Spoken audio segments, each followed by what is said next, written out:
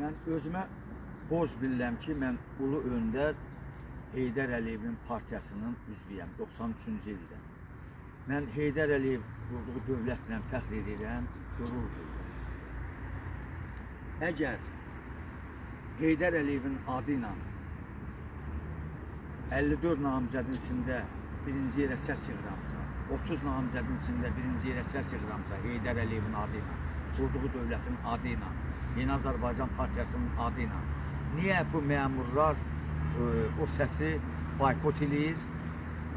Nəticə etibarında yaritmaz bələdiyyə seçkilərində, yəni yaritmaz bələdiyyələri seçib təyin edirlər. Nə səbəbə? Bunun bəli, arxasında araşdırırsan ki, bu günləri dövlətimizin içində dövlət quran radikal qüvvələr var. Bəli, yəni biz Cənab Prezident sizinlə fəxr edib, qürur duyuruq. Biz Zəfər bayramımız hər bir Azərbaycan xalqının bayramı mübarək olsun. Cənab Prezident, Allah sizləri hər bir vaxtı başucu zirvələrdə eləsin. Yəni bu günləri tarixi sərkərdəmiz sözsüz.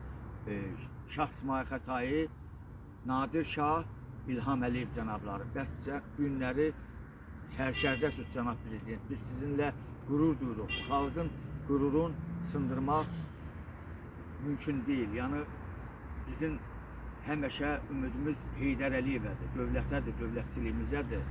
Bu günləri yaratmaz məmurlar İmişli rayonunda öz bildiyin eləyir, yəni Cənab Prezident.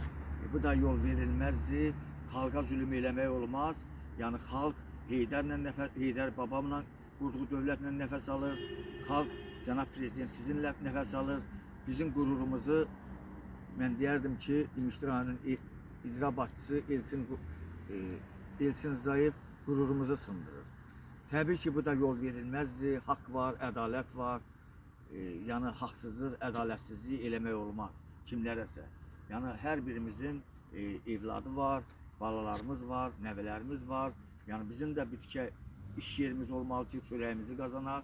Təbii ki, bizim iş yerimizə də Elçin Rzayev kimi icra başçıları təzyiq göstərir.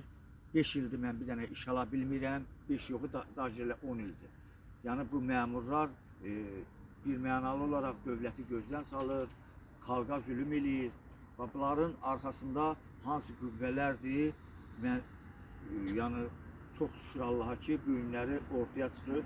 Biz də yəni özümüzə borc bilirik ictimai təşkilat adı olaraq, yəni mən Cənab Prezident sizinlə fəxr edib qürur duyuram. Yəni mənim qürurumu kimsə sındıra bilməz. Yəni şəxsiyyət olaraq dövlətimin xidmətindəyəm, Ali Baş Komandamın xidmətindəyəm. Yaşasın Azərbaycan xalqı, yaşasın Azərbaycan, Qarabağ Azərbaycandır.